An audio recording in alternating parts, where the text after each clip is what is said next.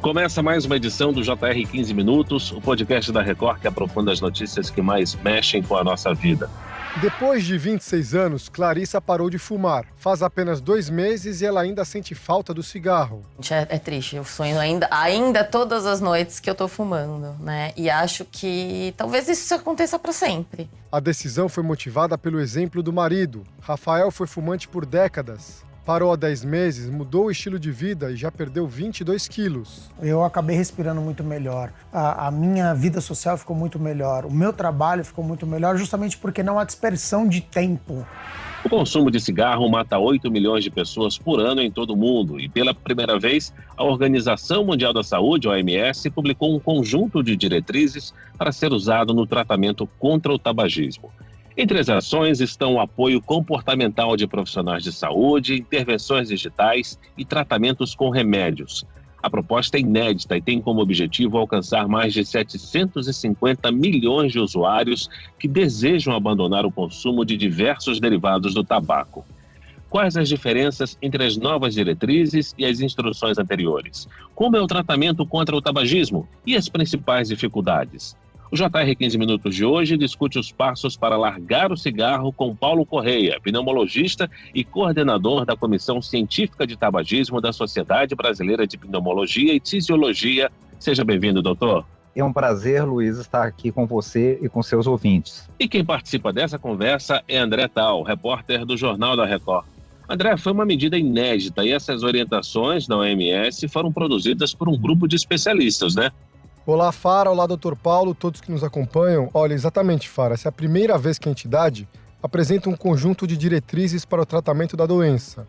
As orientações foram produzidas por um grupo formado por 13 especialistas que possuem experiências e pontos de vista diversos.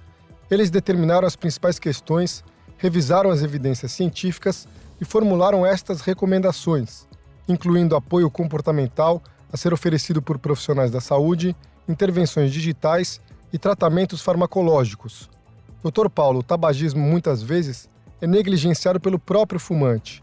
A gente escuta muito frases como eu paro de fumar quando eu quiser, não sou viciado, eu só fumo porque gosto. Mas na verdade o fumante deve reconhecer que está doente e precisa de tratamento. Isso faz toda a diferença. Isso faz a diferença. Então, assim, esse documento da Organização Mundial de Saúde, ele vem de encontro ao que já é feito há muitos anos no Programa de Controle do Tabagismo Brasileiro. Na realidade, o Brasil é um país líder e o Brasil incorporou o tratamento no SUS, é uma das 6 políticas mais importantes de controle do tabagismo que existe. É fornecer tratamento para os seus fumantes, não é? Muitas vezes o fumante, ele está em dúvida, né? Tem um lado dele que quer parar de fumar e um lado que fala a favor da mudança e outro fala contra a mudança.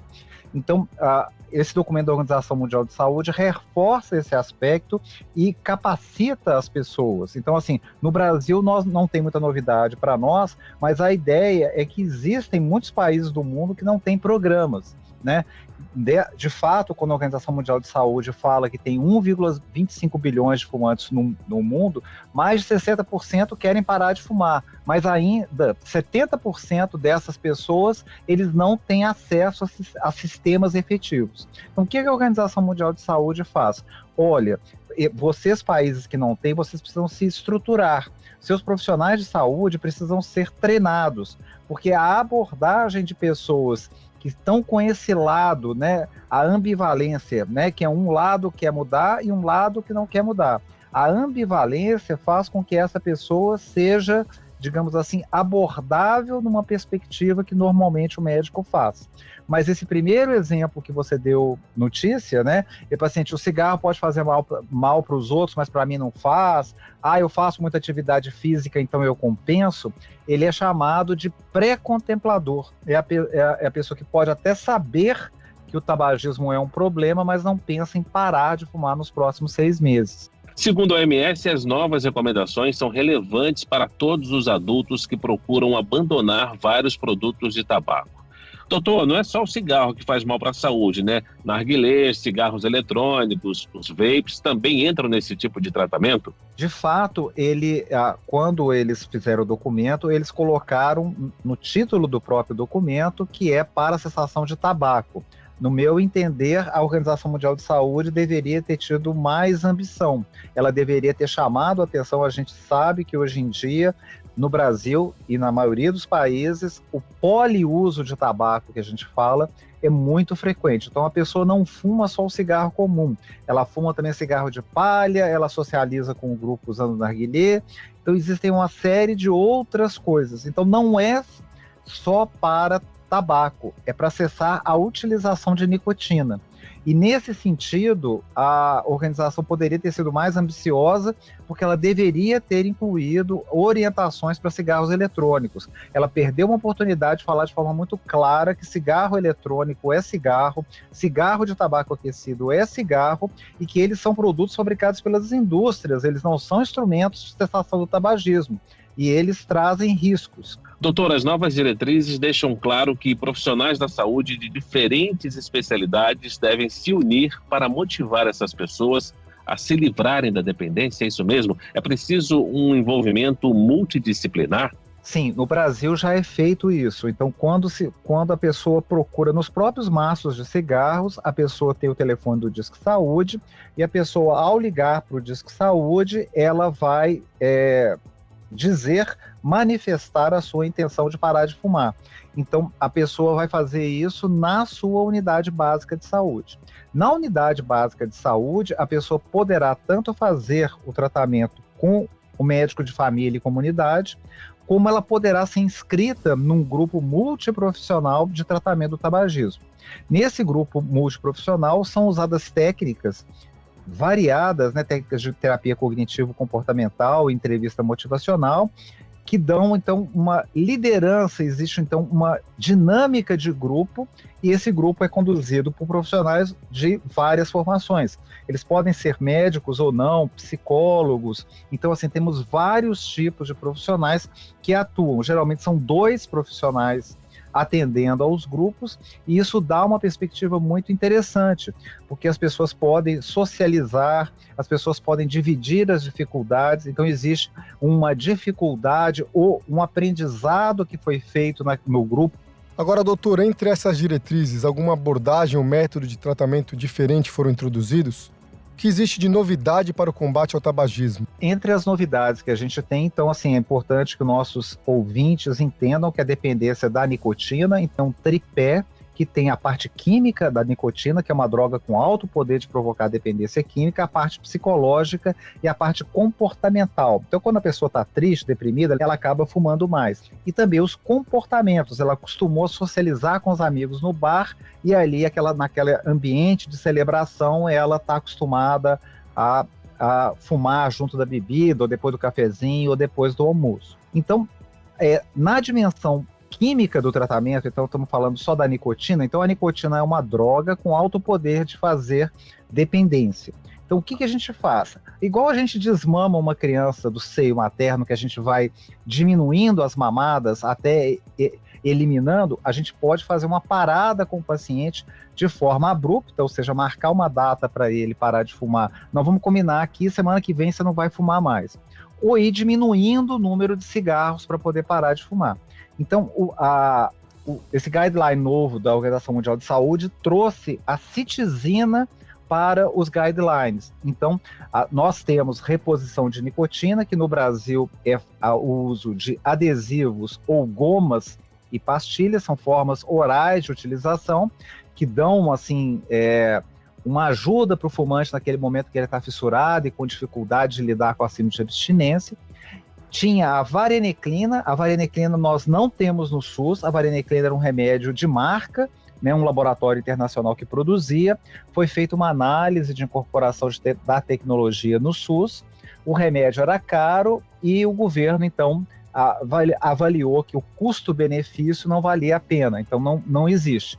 Existe agora a possibilidade da vareniclina genérica, que é uma coisa que o Programa Nacional deveria avaliar, então a incorporação da vareniclina no Programa Nacional seria uma vantagem, e o documento da OMS pela primeira vez coloca a citizina. Essa medicação deve ser introduzida no Brasil. A gente não sabe quando, mas o laboratório, nas suas documentações, né, que tem que ser dadas para o governo americano, para a própria Bolsa de Valores, ele tem que documentar os mercados onde ele pretende lançar.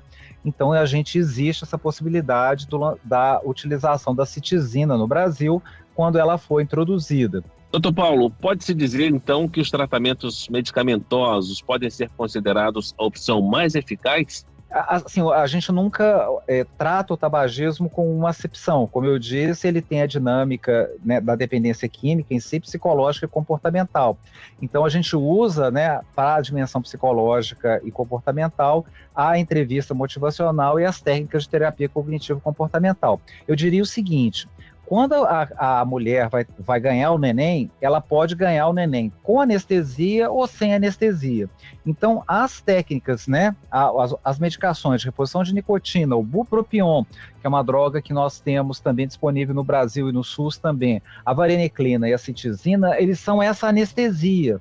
Eles ajudam a pessoa a ter menos desconforto e isso faz com que a pessoa consiga, digamos assim, surfar a onda da abstinência e do processo de se tornar livre da nicotina de forma mais fácil.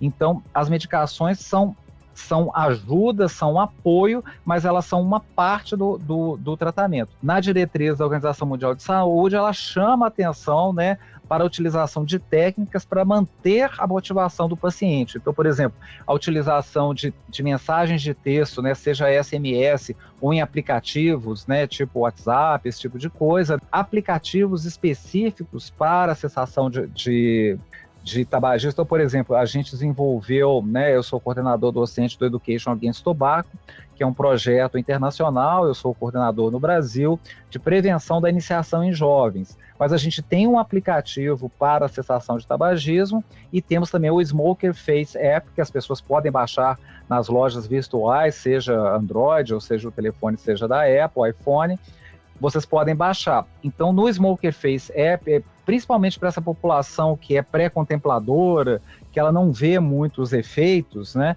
Então, você tira uma foto e essa foto ela é envelhecida pelo software.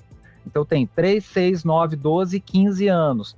Então, o software, ele produz uma alteração da sua imagem porque a nicotina provoca diminuição do afluxo de sangue, da entrada de sangue na pele. Então, a pele do fumante envelhece mais cedo.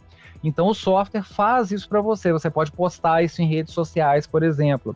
Então, isso, principalmente para jovem, às vezes é um motivador e é uma coisa que, às vezes, ajuda a virar a chave. A Organização Mundial de Saúde chama atenção também que esses programas, né, de tratamento em grupo também são considerados como apoio, né?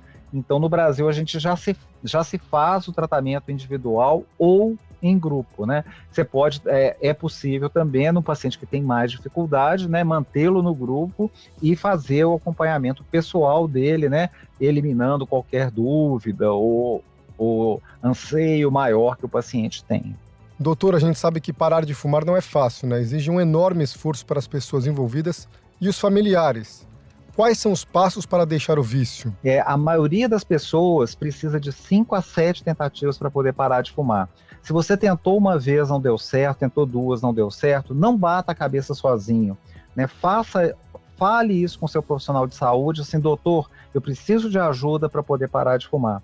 Ele vai te ouvir, vai entender quais são as suas dificuldades, vai te ensinar a usar, por exemplo, pastilha, né, ou goma da forma correta, né, vai entender quais são os seus gatilhos e lidar com aqueles pensamentos automáticos. Pensamentos automáticos são situações que acontecem assim, a pessoa tem um dia muito ruim, bate o carro, pisa no rabo do gato, perde o emprego, então ela fala assim, nossa, hoje o dia foi horrível, eu mereço um cigarro.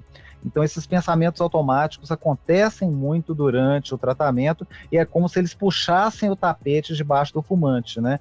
Eles jogam o fumante para a recaída. Então, converse com seu médico, procure, tem jeito. Cigarro eletrônico não é para tratamento de tabagismo, cigarro eletrônico é cigarro, é perigoso, é danoso. O 15 Minutos de hoje termina aqui. Eu agradeço a participação de Paulo Correia, pneumologista e coordenador da Comissão de Tabagismo da Sociedade Brasileira de Pneumologia e Tisiologia. Obrigado, doutor Paulo. É um prazer, Luiz, estar aqui com seus ouvintes. Também agradeço a presença do repórter do Jornal da Record, André Tal. Valeu, André.